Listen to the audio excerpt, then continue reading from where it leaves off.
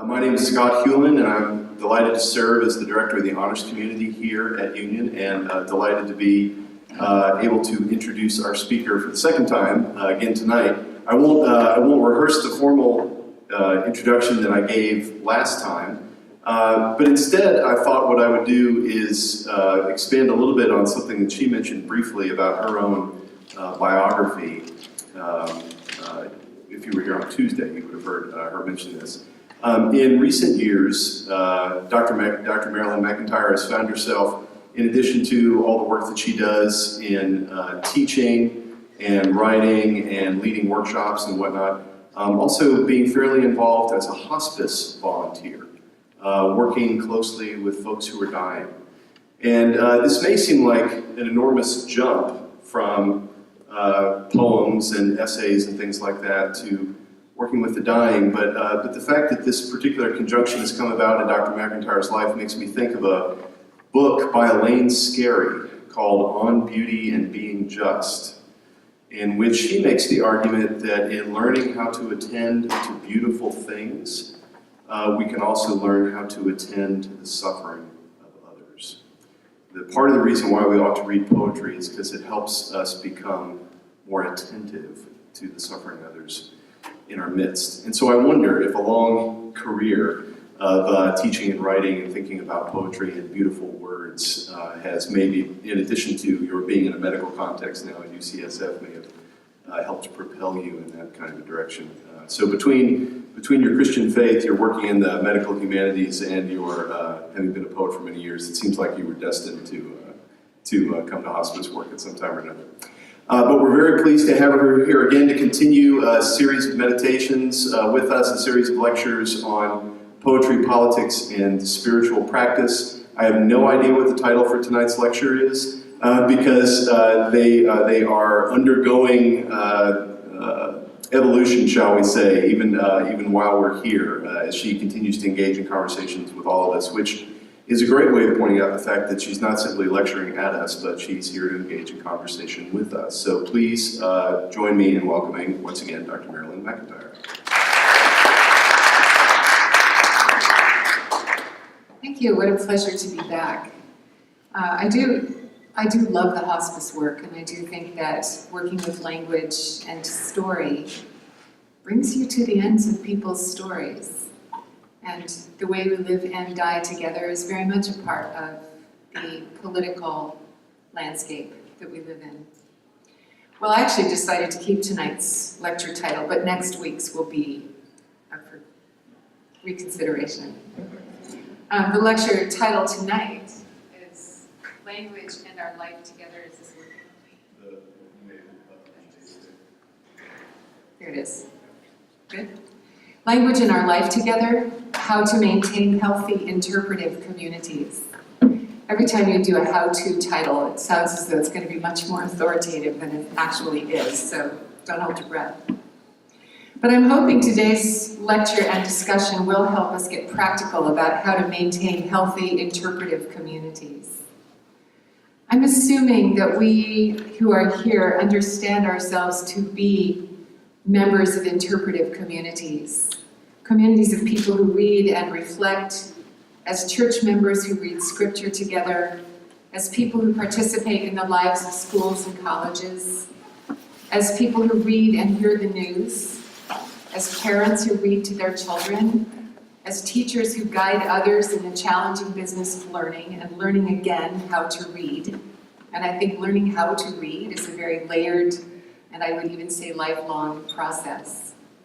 And as conversationalists and writers, whose words, no matter how clear they seem to be, will always be subject to interpretation. I've decided that I'm not up to the task of answering the how-to question all by myself, so I'm going to consider what we can learn from writers who have helped shape public discourse, and who keep it lively and life-giving, and whose practices contribute to all of our accountability and clarity. So what I want to do tonight is just hold up examples from a variety of writers to say, these are the things, the practices that we all need to be cultivating if we're going to have healthy public discourse, which I would venture to say we do not at the moment. In a talk I heard last year at the Calvin Writers Festival, Sadie Smith, a contemporary novelist, reminded us of George Orwell's claim that one of the reasons writers write is to make a political claim. I think I mentioned this the other night. Or perhaps to influence political life. And this is political in a very broad sense. In that sense, it is, in fact, impossible not to write politically, since public conversation is charged with political associations that are inescapable for those who have ears to hear. Ordinary words like right, or duty, or moral, or normal, or great, that's a big one these days, or nation, come to our lips and ears with a host of personal and cultural associations that give them weight and color. So very ordinary language gets charged and supercharged with contemporary associations. Speaking is not a politically or theologically neutral act any more than voting or buying. And while that's always true to some extent, the charge that words carry is intensified in a climate of widespread verbal promiscuity and word wars. So our challenge as writers and speakers and teachers and people of faith is to maintain civil discourse in that climate and to help ensure that there are safe places and ways to work out our differences using our words, as we tell children to do. Richard Mao, the former president of Fuller Theological Seminary, said this about civility. One of the real problems of modern life is that the people who are good at being civil often lack strong convictions, and the people who have strong convictions often lack civility. We need to find a way of combining a civil outlook with a passionate intensity about our convictions. The real challenge is to come up with a convicted civility. One way to meet that challenge is to look around and find those people who model convicted civility for us, people who manage to stay both politic and prophetic in the midst of well-paid marketing and messaging.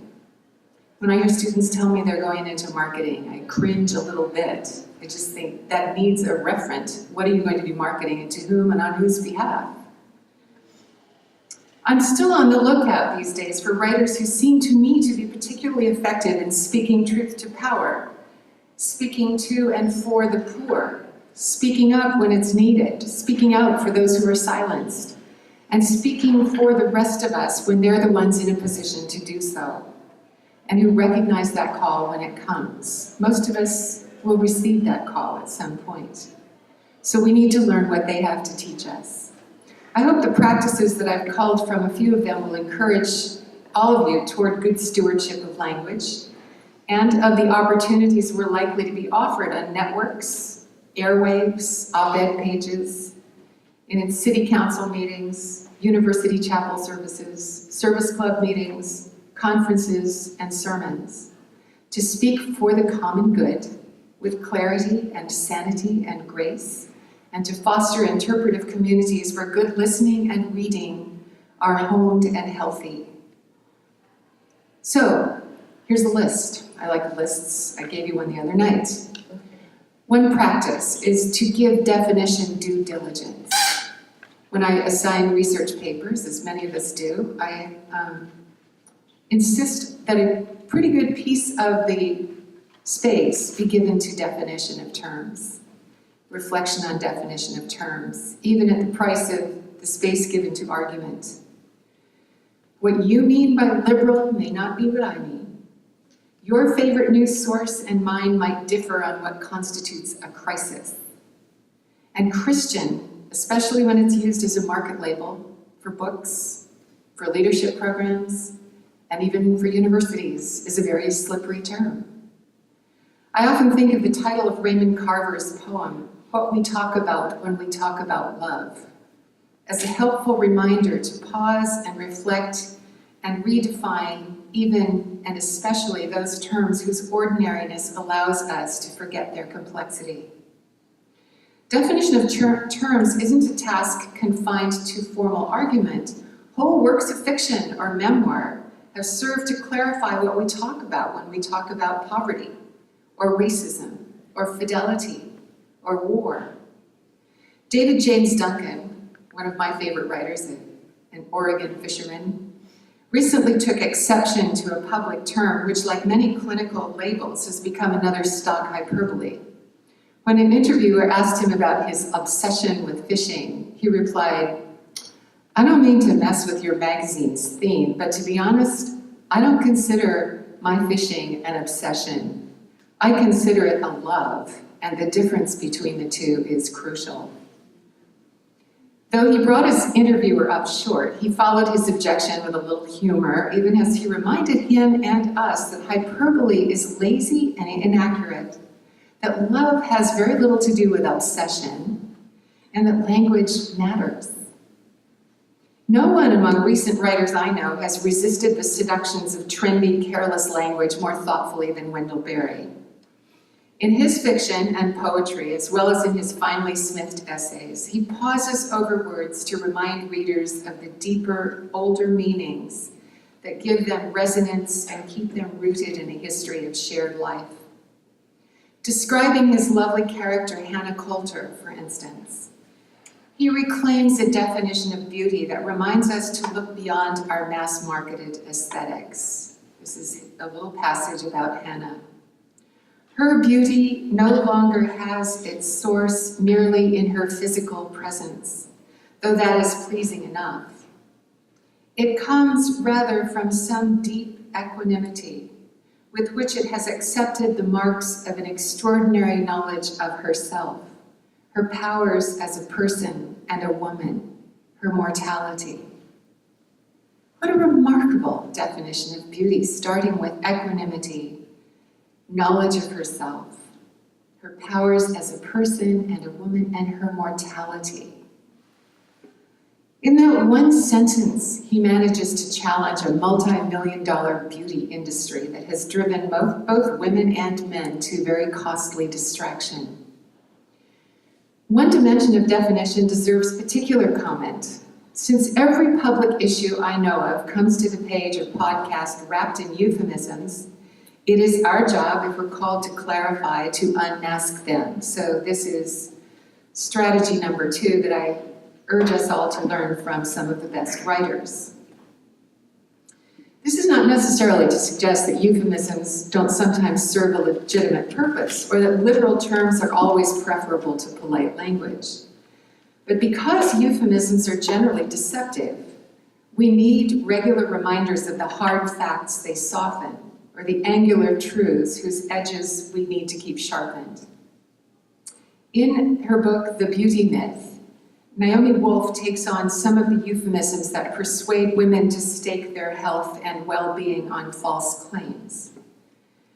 Cosmetic surgery is not cosmetic, she writes, and human flesh is not plastic. Even the names trivialize what it is. It's not like ironing wrinkles in fabric, or tuning up a car, or altering outmoded clothes, the current metaphors. Trivialization and infantilization pervade the surgeon's language when they speak to women. A nip, a tummy tuck. Surgery changes one forever, the mind as well as the body. Even more consequential than those euphemisms that distract us into pursuit of specious happiness and those that lead us to accept cruelty. Stephen Miles, MD, introduces his courageous book, An Oath Betrayed, by explaining the decisions of how to speak of torture, his decisions about how to speak about torture, to people who, for a range of reasons, don't really want to hear about it. He wrote as a doctor about the ways in which military doctors are compelled to witness and even participate in torture. By way of rejecting common newspaper rhetoric, he writes this: I have avoided euphemisms. For example, I refer to the inmates of the US facilities at Guantanamo Bay in Iraq and Afghanistan as prisoners rather than detainees, persons under control, militarily abbreviated PUCs and pronounced PUCs, or illegal combatants, terms that the government created for the purpose of exempting itself from the intentional norms of civilized conduct. The common substitution of gloves off, interrogation procedures, or the technical term extraordinary rendition for torture allows us at our and others' peril to maintain a comfortable academic distance from the extreme sufferings we sanction when we refuse to speak of them. That refusal can also take the benevolent form of positive thinking, a term that can itself be a euphemism for moral abdication. Barbara Ehrenreich's recent book, Bright-Sided, about the dangers of positive thinking, claims, as a reviewer, Lucy Ellman, put it, America is unsurpassed on one area, the reflexive capacity for dismissing disturbing news. Current American euphemisms for getting fired, for instance, include releases of resources, career change opportunities, and growth experience. Insistence on positive thinking is dangerous, Ehrenreich argues, because it diverts us from the difficult but necessary task of taking what Hardy called a full look at the worst in order to devise adequate solutions to daunting problems. If you don't know that line from Hardy's poem In Tenebris, he says, if way to the better there be, it exacts a full look at the worst. That one comes to mind a lot these days. These solutions require not only a willingness to know, foregoing the luxury of culpable ignorance, but also honest and vigorous debate. Unmasking euphemisms can be accomplished with more or less humor, more or less compassion for those who find comfort in them, and respite from overwhelm. To do so is often simply to perform the work of what I call ordinary prophets, which is to remind people of what they already know, but are all too willing to forget. So here's another task for those of us who want to maintain healthy interpretive communities, and that is that we need regularly and kindly and vigorously to remind each other of what we already know. You know how parents say, you know better than that. Well, that's a good habit to maintain. It's surprising how effective and important this humble task is. It's the daily work of prophets. Also, in my experience, of teachers, preachers, parents, and friends. Forgetting seems to be one of the besetting sins of a people who, throughout the Old Testament, have to be reminded of God's mercy and justice and faithfulness and guidance and glory. Also, not to worship golden calves or cheat or lie. I once asked a colleague what she would tell her undergraduates if she had one sermon to leave them with. That's easy, she replied, don't lie. It's pretty basic. It's something we all know. We need to be reminded. And I might say some of our public servants need to be reminded. Especially since 9/11, we've needed reminders about who we are as a nation, as Christian people whose calling is complicated by climate change and remote control wars and failing infrastructures.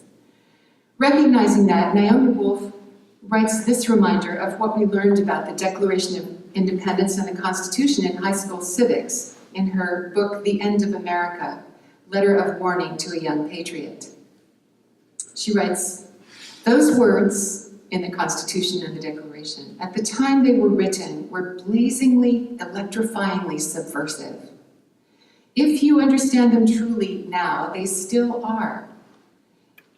You are not taught, and it's a disgrace that you aren't, that these men and women were radicals for liberty, that they had a vision of equality that was a slap in the face of what the rest of their world understood to be the unchanging, God-given order of nations, and that they were willing to die to make that desperate vision into a reality for people like us whom they would never live to see. The slap in the face is not an idle metaphor.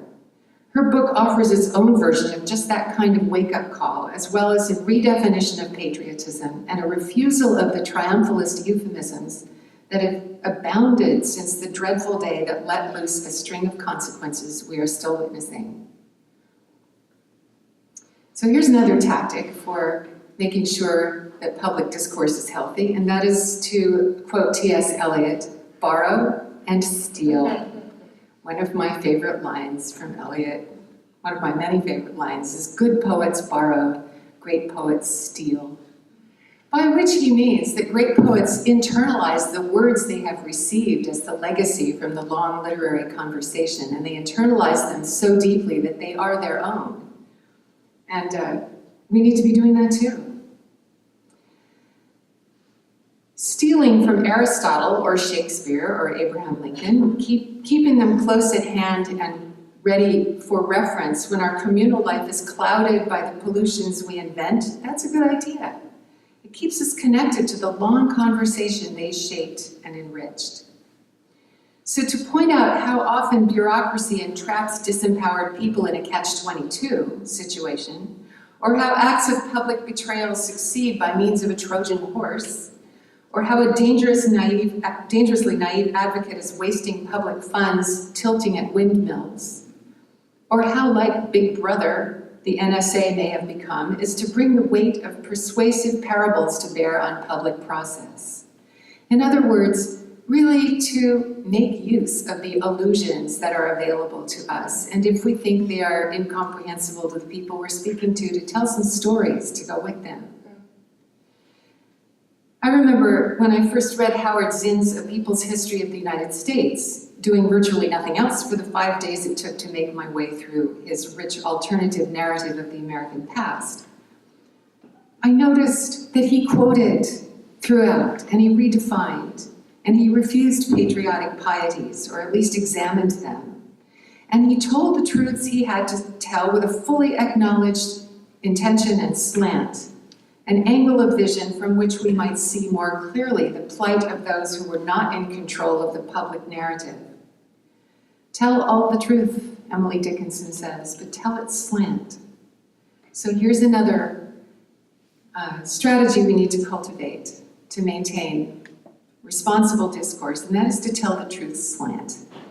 By slant, I imagine that Dickinson was referring to the indirection of poetic devices, which she used deftly to achieve surprising, subversive angles of vision. Her poems were riddled with booby traps for flat-footed literalists. Not unlike, I would say, some of Jesus' strategies in encounters with the Pharisees. Remember, give Caesar what is Caesar's and God what is God's. You figure out which is which. Satirists and humorists and even scientists invite the willing and the unsuspecting to consider what they need to know from an unexpected, sometimes uncomfortable angle. Finding a new vantage point becomes a matter of urgency when the camera angles through which we see public events become fixed and then normal and then normative. It's really important to remember that the camera tells the story and that somebody's behind the camera and that the person behind the camera probably has an agenda and that cameras are movable. David Quammen, who's one of my favorite popular science writers, makes good use of slant. One of his primary concerns is the loss of biodiversity on the planet and how humans are contributing to cataclysmic extinction rates.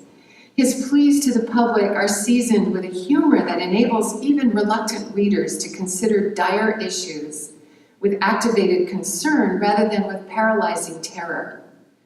I've talked with a number of people over the last 2 days about just management of overwhelm and how we cope with our own fear.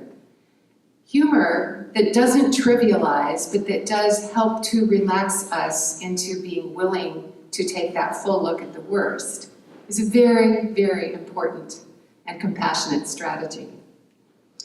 Quammen begins his early collection of essays called Natural Acts with a piece in which he muses about the peculiarity of God's apparently inordinate fondness for beetles. He writes about making eye contact with a spider and about the sex life of barnacles. Quammen's degree is in English, not in biology. And I actually had a chance to teach a biology course one time because they wanted someone to teach freshmen who were science averse and terrified of a biology course. And I was up there as Exhibit A that biology is something all of us need to know about. That was a challenge. It was a good assignment. So yeah, Quammen's degree was in English. He presents living testimony to the fact that all of us who hope to be effective citizens and morally responsible human beings, not to mention people of faith, needs some understanding of biology, along with history and politics and basic numeracy. I love good popularizers. And by speaking of numeracy, if you don't know John Allen Paulo's little book called Innumeracy, it's a wonderful read. It's sort of his answer to Edie Hirsch's cultural literacy, but it's about being numerically literate and what that might take. Quammen infuses the arguments he makes about urgent public issues with historical allusions, human analogies, and poetry. His poetry lies in his well-turned sentences, aphorisms, oxymorons, ironic anthropomorphisms, and playful disruptions that revise readers' assumptions. He knows rhetoric, he knows how to use it, he uses it playfully, he uses it invitingly, so that it becomes a kind of playground to which we are invited.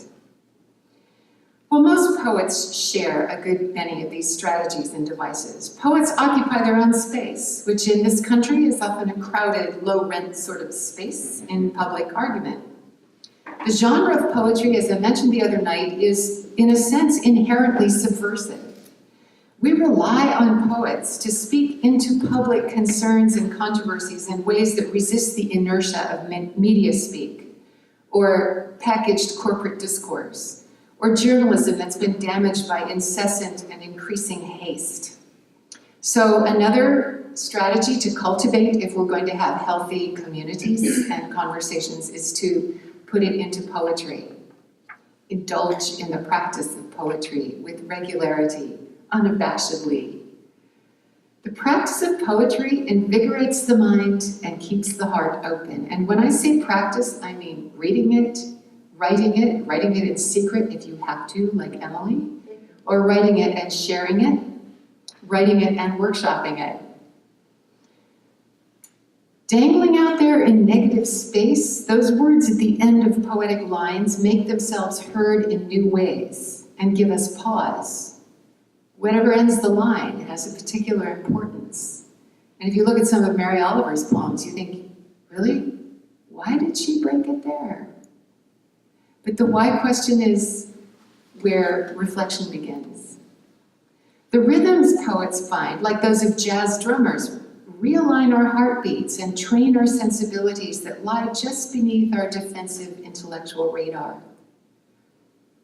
The first stanza, and I'm gonna read a poem here that's really a pretty tough poem. It's basically a rap poem from the streets. So it's got some language in it that most of us aren't gonna use most of the time, but I think it's a good example of bringing into poetry and shockingly using poetry to articulate a message that is very hard to get across to the large portion of the population who don't want to hear the message.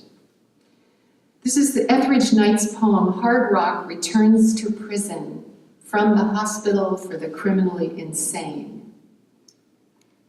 It prepares us to enter into deepening horror as the poem goes on, at the story of a young man who was subjected to shock treatment in order to tame him so that he could go from one incarceration to another.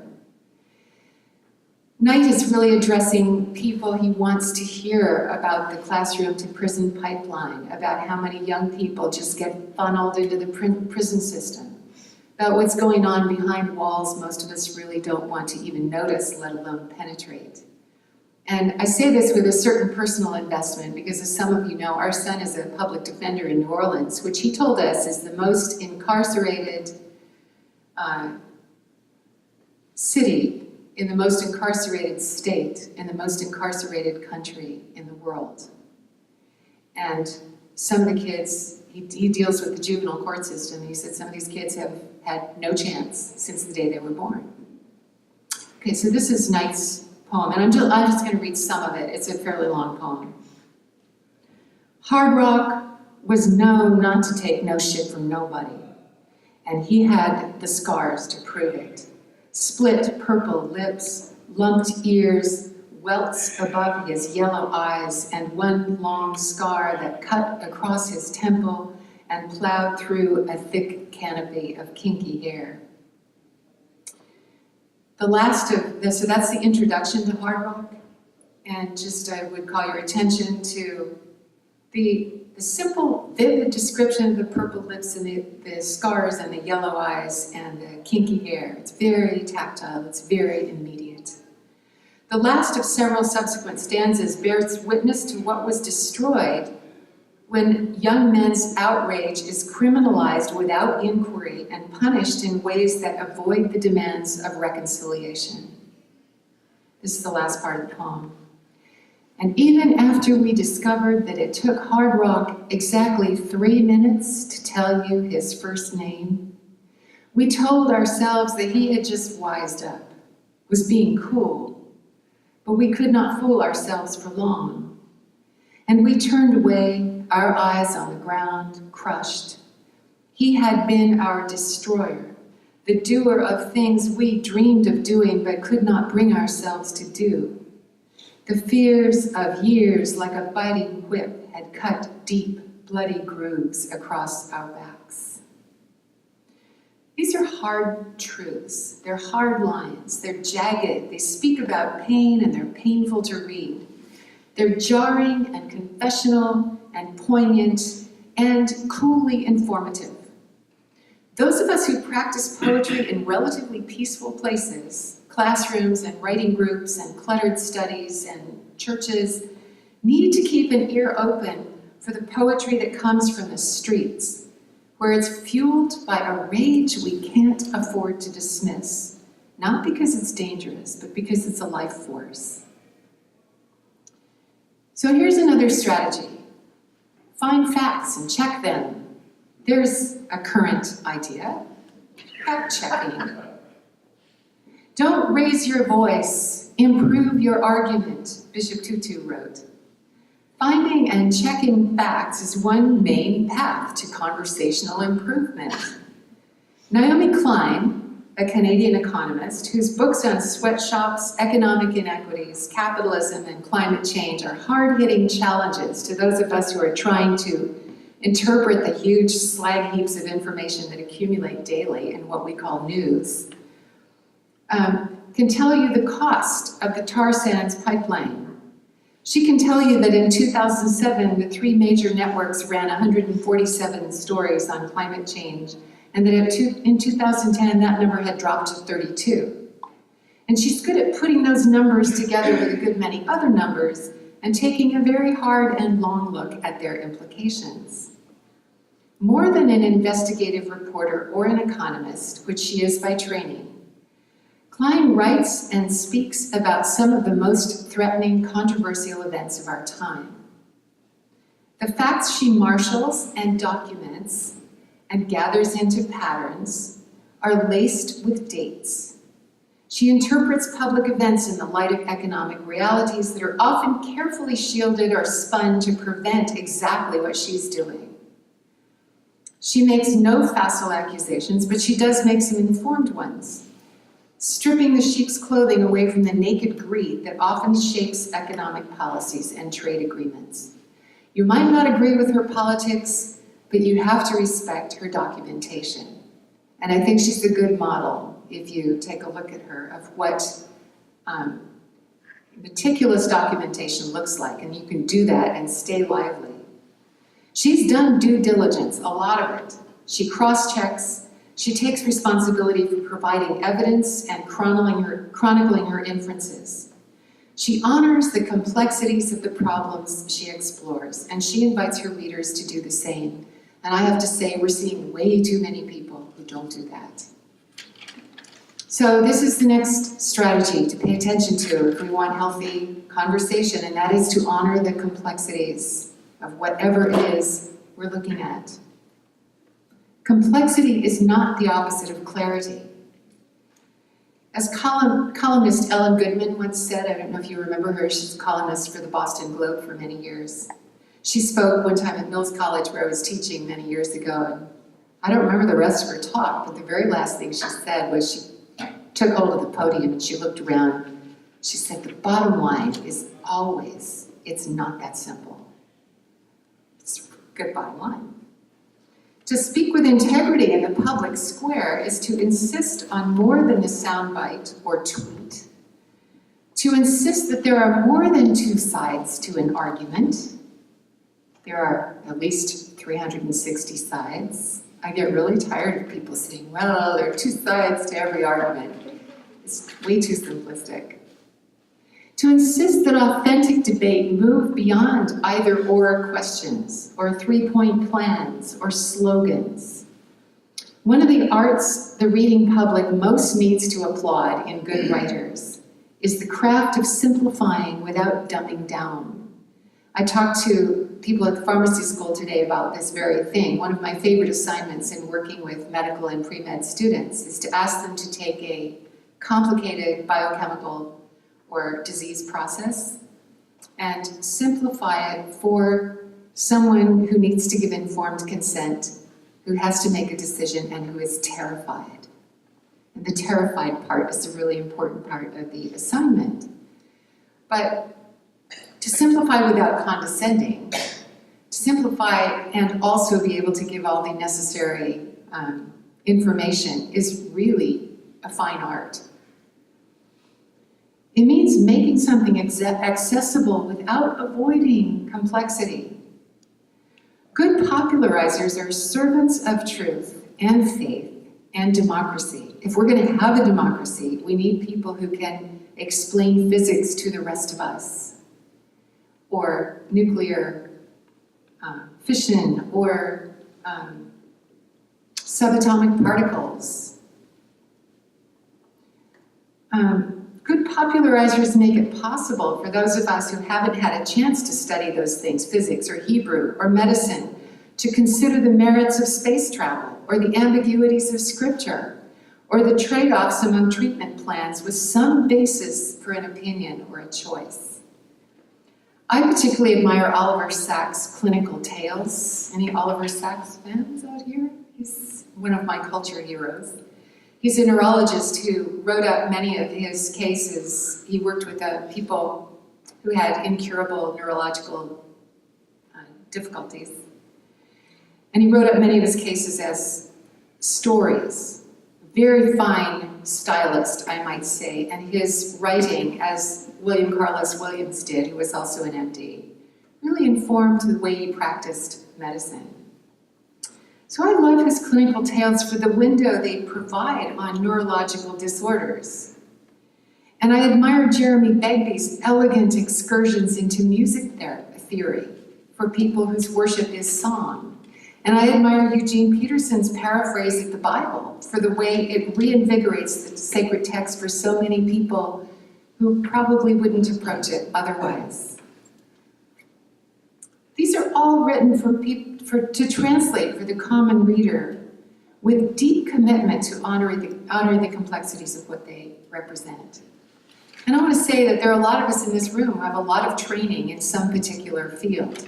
It's really good, now and then, to try to write something for a child, or to translate something into terms that someone outside your professional community might be able to understand. Or for that matter, just to meet at some kind of faculty forum and talk to people outside your discipline. When I was chairing the faculty at Westmont for a while, we had faculty forums every week, and I made people do that one time just for fun. I had fun. You had to sit at a table that was entirely populated by people outside your discipline, and then use the time to try to explain what you thought people outside your discipline didn't understand, really, about your discipline. I'm just going to suppose that everybody had a good time. I also think, since I work these days at a medical school, on the way patients who write or speak up and speak out keep doctors and their medical decision makers accountable by reminding them of the complexities of illnesses. As medicine is increasingly driven by insurance companies' bottom lines, it becomes more urgent for medical practice to be informed by real people's messy, sorrowful, engaging, entangled stories. One of my favorite patient poets, I wrote a book a few years called Patient Poets, which was looking at poetry, what caregivers can learn from poetry by people with chronic or terminal illness. And one of my favorites of those poets is a woman named Karen Pfizer, who writes these lines about a surgery that left her in great chronic pain and aware that she was beginning a life of chronic pain. These are, again, lines that are part of a longer poem.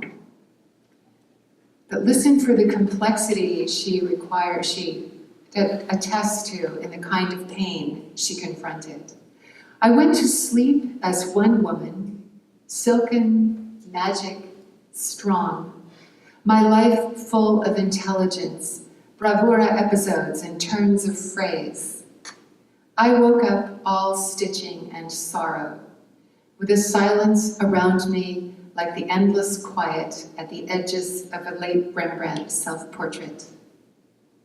Time spent in pain exists absolutely, without structure, demarcation, or relief. It is all one color, like winter's rainy sfumato inscriptions on gray. Meanwhile, the other inner life goes on, unwitnessed, the shadow a tree makes on the wall, rippling like water. Those are some pretty interesting lines about pain. It takes us a long way from, on a scale of 1 to 10, how badly does it hurt? Which I always bother to inform my doctor is a nonsense question. You would not want to be my doctor. To read these lines is to learn something subtle and unsettling about the complexity of pain. The disorientation, the alteration of the sense of self, the isolation may not be dimensions of pain that medicine can adequately address, but for a doctor to carry something of this awareness would be to resist a little harder the ways medical institutions cut corners and diminish relationality in serving stockholders and insurance systems. Good doctors, like good soldiers, dwell in perpetual paradox, seeking to do good from within vast bureaucracies built on dehumanizing premises. So here's another strategy to cultivate together if we're going to have responsible conversation, and that is to accept and practice paradox.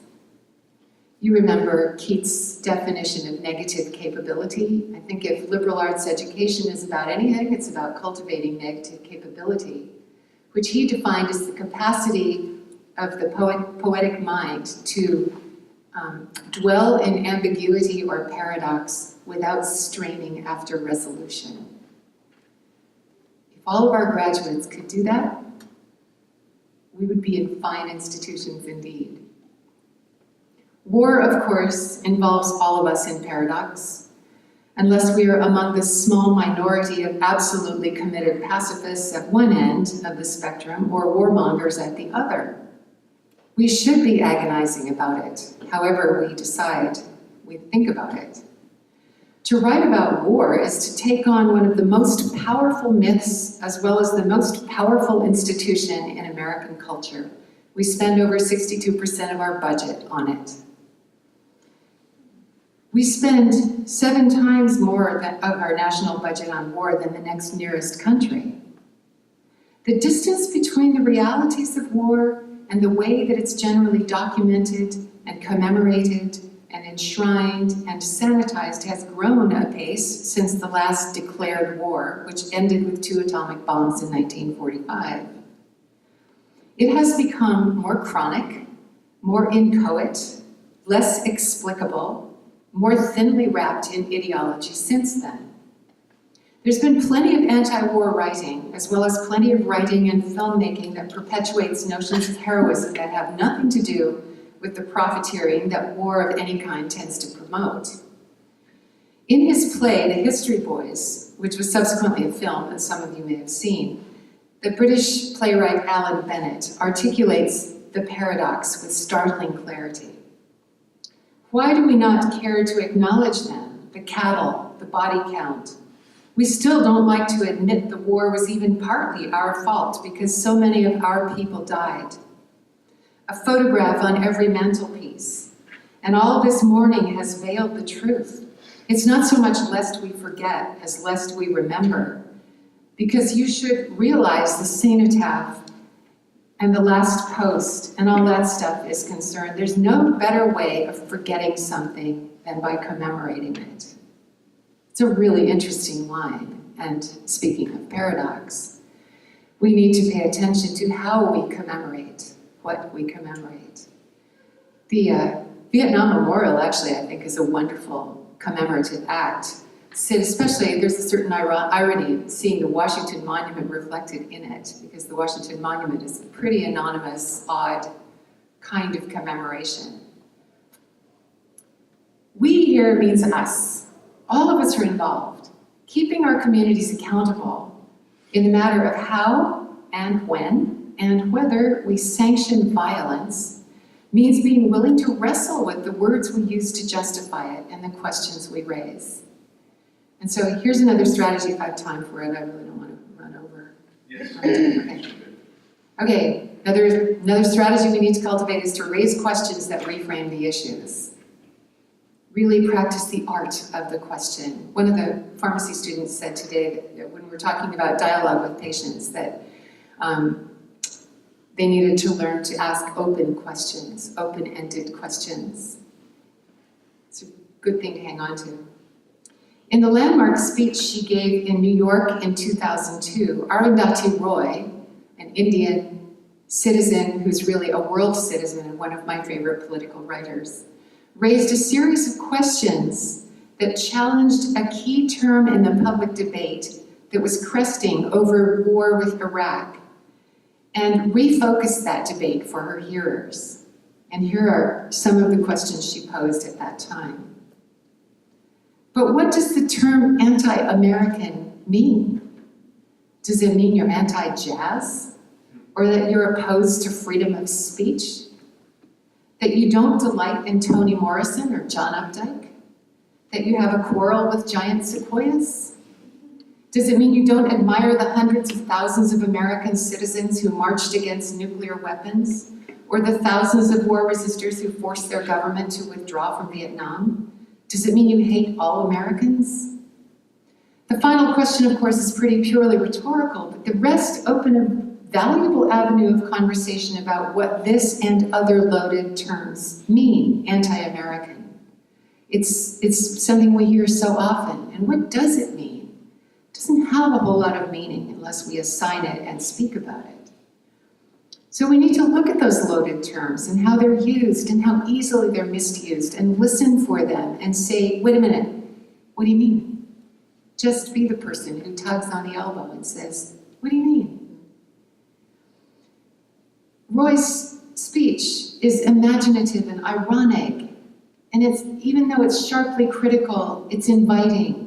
The hint of humor that seasons even her darkest talks and political essays bespeaks an imagination that can afford now and then to laugh. Sometimes laughter lights a way through the darkness while exposing sham and shame and evil. Laughter doesn't always trivialize. Sometimes it makes it possible to stay in the conversation. The devil, as Robert Bolt's Thomas More observes, cannot bear to be mocked.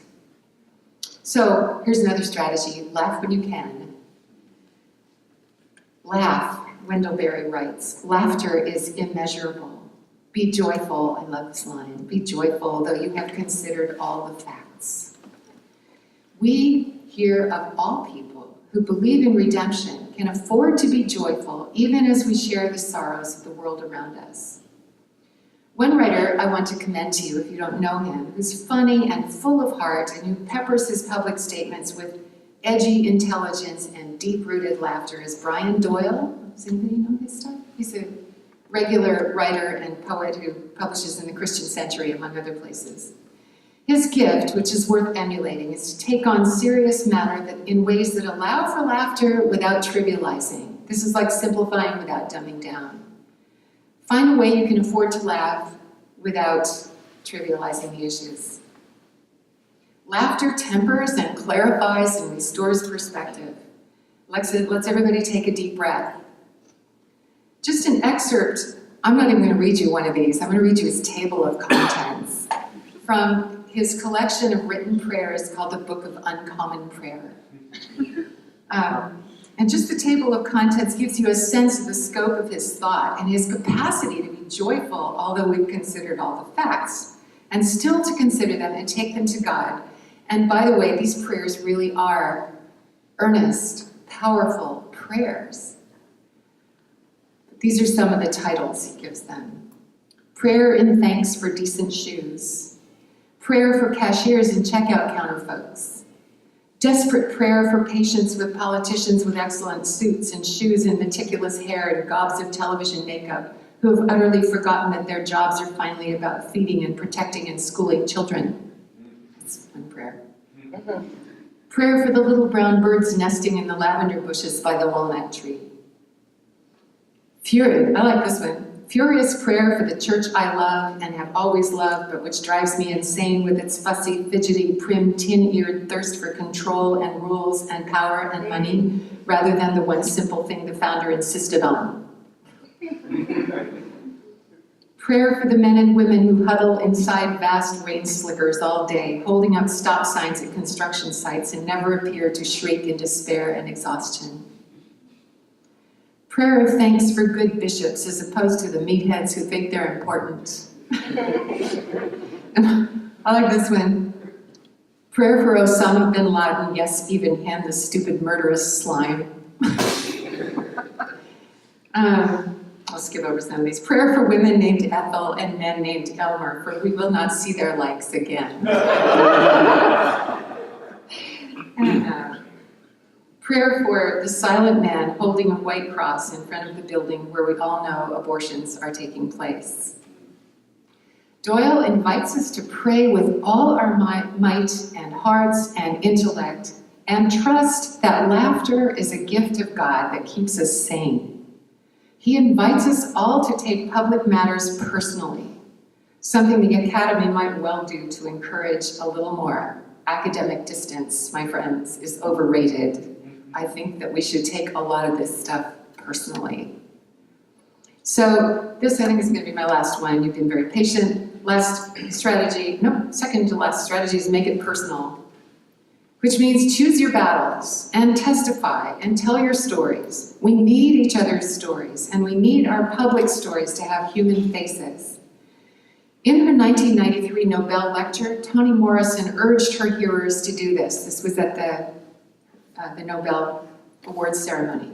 She said, make up a story. For our sake and yours, forget your name in the street. Tell us what the world has been to you in the dark places and in the light. Don't tell us what to believe, what to fear. Show us belief's wide skirt and the stitch that unravels fear's call.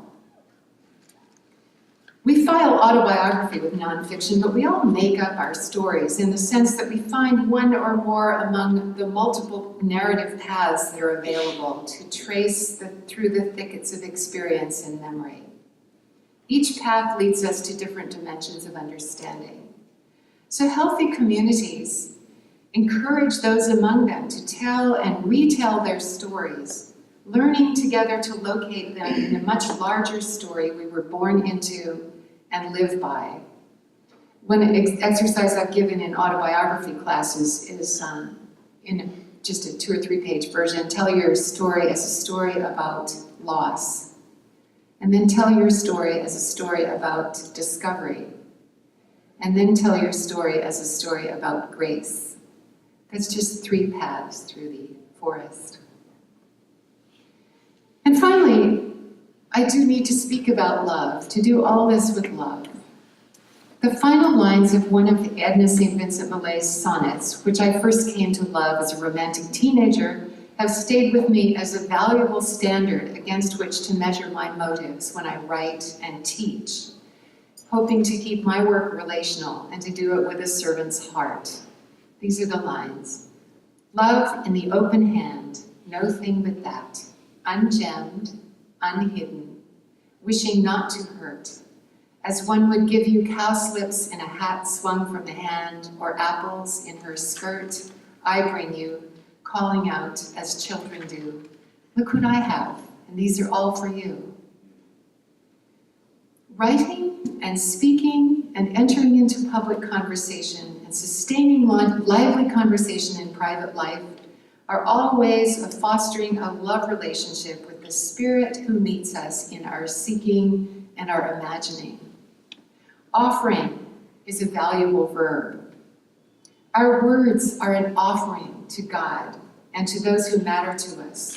and to those who perhaps don't matter as much as they should. We bring what we have and what we can, given our time, our energy, our competing commitments, our particular gifts, our histories, our limitations, our passions, trying to be obedient to our calling. And that calling is not just the large life work that we do, it's the call of the moment, it's the call of the season we're in, it's the call of the afternoon. The call comes through circumstances, accidents, losses, conversations, encounters on the street, dreams, news stories, insults, and other people's insights shared in writings that link us in a network more vast than we can map. But we don't have to map it. We just have to stand where we are and where we must, and speak about what's given with specificity and humility and boldness, awakened imaginations, and gratitude and grace and clarity. Because all of us, as writers and readers and speakers and listeners, are called to all of those things. Thank you.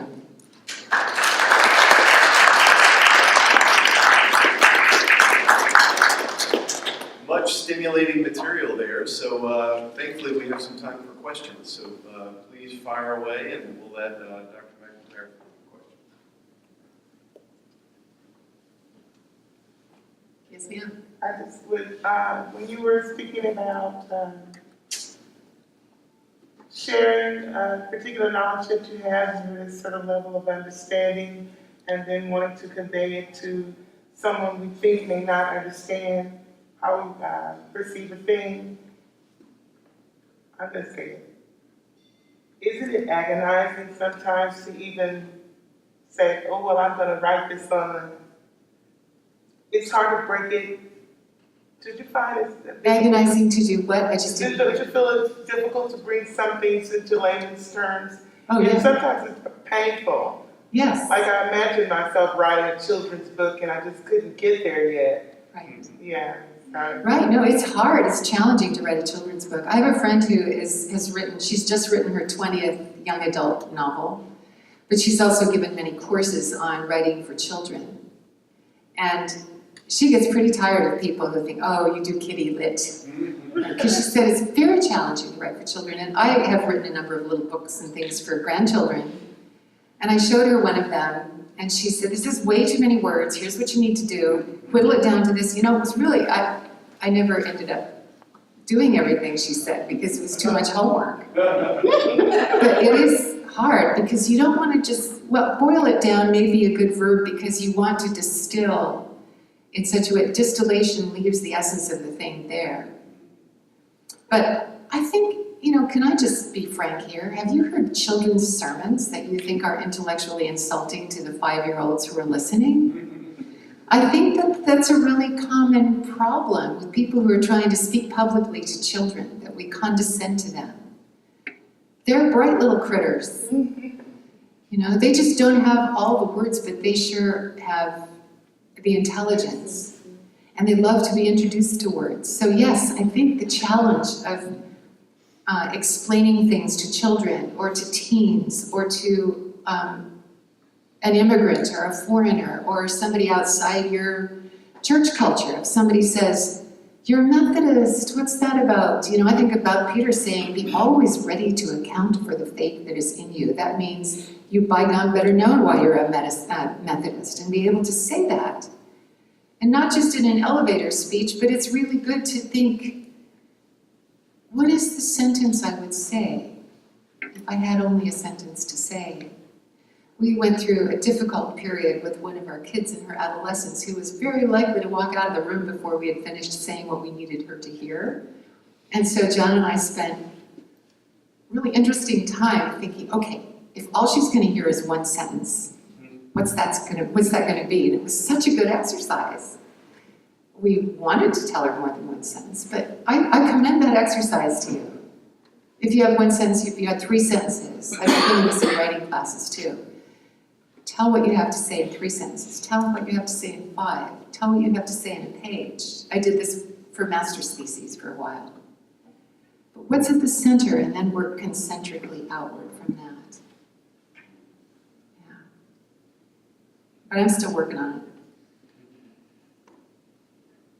And then do you think it's a moral responsibility also if you have a higher concept of things or you visualize the creator in a deeper sense? Don't we all have a moral obligation to transfer those thoughts and ideals to those around us? Yes, and that means paying attention to the transaction, to how people hear what we have to say, how they're likely to hear it. And not to make too many assumptions, you know, not to just put people in categories and say, oh, well, you know, she's only graduated from high school, so I'm going to talk in this way.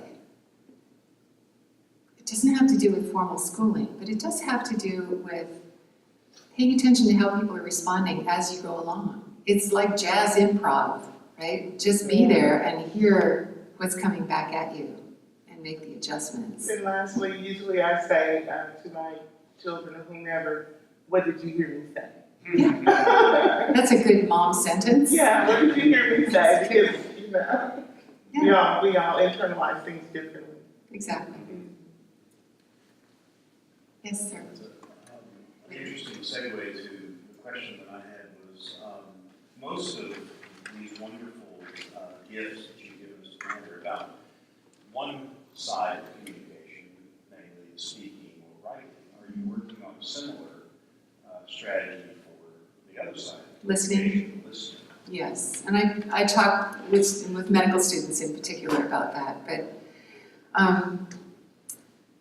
yeah, I prepared this thinking that I was going to be speaking to people who will be doing a lot of speaking and writing, but probably that should have been the other half of this talk, which is you can't do that well without listening. And listening for the cadences, the rhythms, the pauses, the uncertainties in other people's part of the conversation. And I remember having spending a whole hour with a classroom full of students one time when I just, in passing, had said, what's hard about listening? They picked up that question and ran with it. And we spent the rest of the hour unpacking what was hard about listening. It's an art, it's a virtue, it's a really challenging practice. And I would venture to guess that most of us don't do enough of it.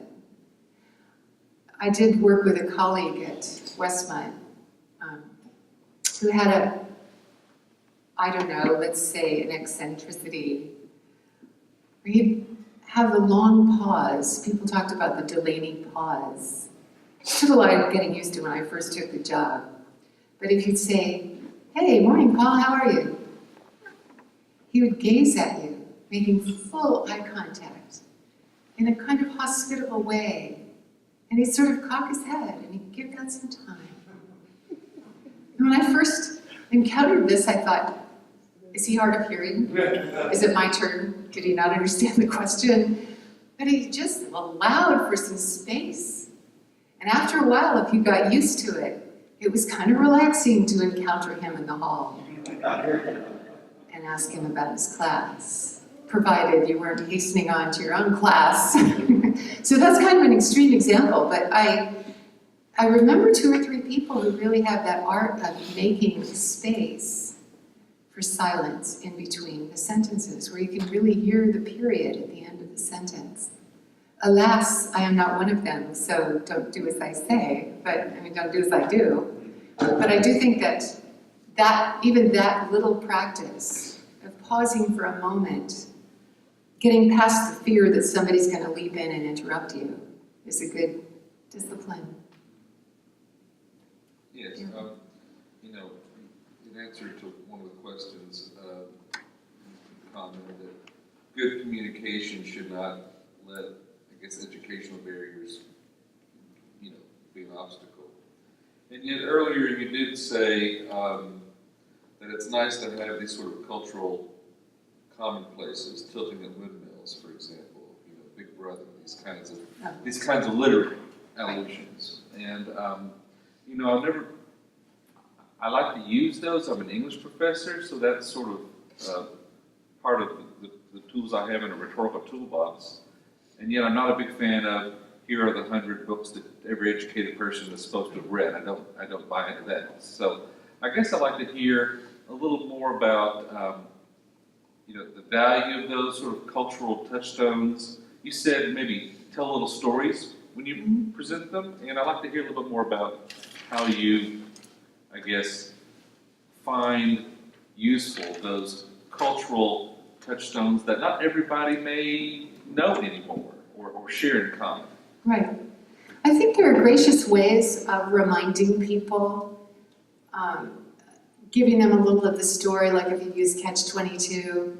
Remember that book, Catch-22? Remember Yossarian? You remember how they got caught in these dilemmas? And because that's why we all say it. Just, there are ways to reintroduce people to them. I had this lovely professor in graduate school who would always assign us because we were graduate students, and he wanted to honor our maturity, I suppose, but he would always say, for next week you might want to reread Bleak House.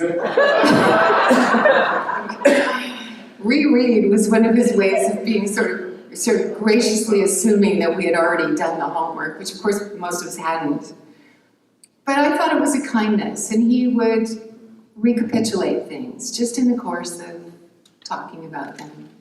I've known other people who do this too, to say, do you remember that Robert Frost poem? And say a few lines of it. And the assumption is if you don't remember it, it's okay, but maybe you do. And if you don't, let me give you a little of it. So I think there's a kind of hospitality in sharing what we can in the passing moment of the wealth that we've been privileged to receive without one-upping people. It's a reminder and an invitation at the same time. Yes, exactly. Yeah, and I mean, my response to those people has been to hasten home and read Bleak House.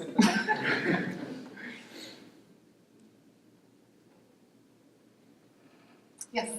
On the theme of hospitality, in this technological age in which so much comes at us from all angles and we get tweets and, on Twitter and on Facebook, but I'm still a part of that culture.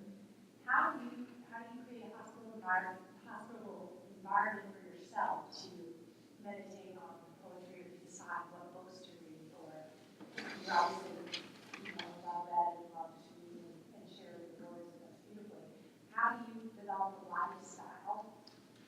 What do you do personally? I'm just curious. What do I do personally? Yeah, to block out some of what's not needed to say this is what I do. Yeah, boy, I struggle with this along with the rest of you. I'm not standing up here as a model of behavior, but if you didn't hear the question, it was how do you deal with all the impingement of tweets and Facebook and all the things that take your time away from reading and reflection and silence and contemplative life and prayer, and rituals help.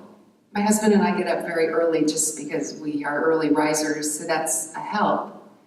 But we light a candle, we talk about our dreams, we do the lectionary readings, we have some quiet time for prayer and meditation, and we go eat our oatmeal and get on with the day. But that little ritual is tremendously important, especially on the busy days. And I think here's something I learned a while back that's really been helpful to me, which is instead of looking at your watch or phone, whatever you look at, and saying, I only have 5 minutes, to say, I have 5 whole minutes. Somehow that little shift has really helped me to occupy time differently. And also I remember another of my beloved graduate school professors said to me when I was about to leave and take my first job, he said, it's one of the myths of academic life that you're somehow going to have 4-hour stretches of time in a lovely office by a leaded window reading great literature in the waning of the day. So that's not going to happen, hardly at all. So he said, learn to use the half hour that you have. Learn to use the 20 minutes between meetings. Learn to use the short blocks of time. And I think to be able to close your door, and I used to do this before class, just close my door, sit down, open my hands, take a deep breath, ask for God's presence in the next hour, Sometimes that's all you have time for, but the breathing, we forget to breathe. All that yoga training and breathing is really important. So if all you can do is take this slow, deep breath and just stand rather than moving forward before you walk into class, those little tiny practices make a difference. And I do think that if we go home to families, spouses, housemates, it's really important to have ritual times when all you do is conversation, even if it's only the 20 minutes when you're eating your pizza. To learn to tell the story from your day. We don't tell enough stories to each other. Just what happened, somebody you saw at the market. My friend who writes all the young adult fiction, it has this gift. I envy her gift. Catherine can make a story out of anything. Literally going to the market and buying some apples and coming home. She'll come home with 2 or 3 stories. Well, I think that's worth working on.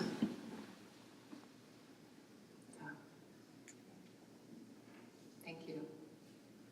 We can continue this out there, but I think this is time, right? Okay.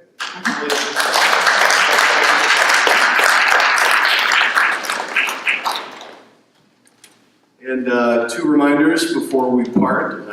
As Dr. McEntyre gestured, we do have coffee and cookies and such outside to facilitate a bit of space for conversation, right? The ritual facilitation of conversation.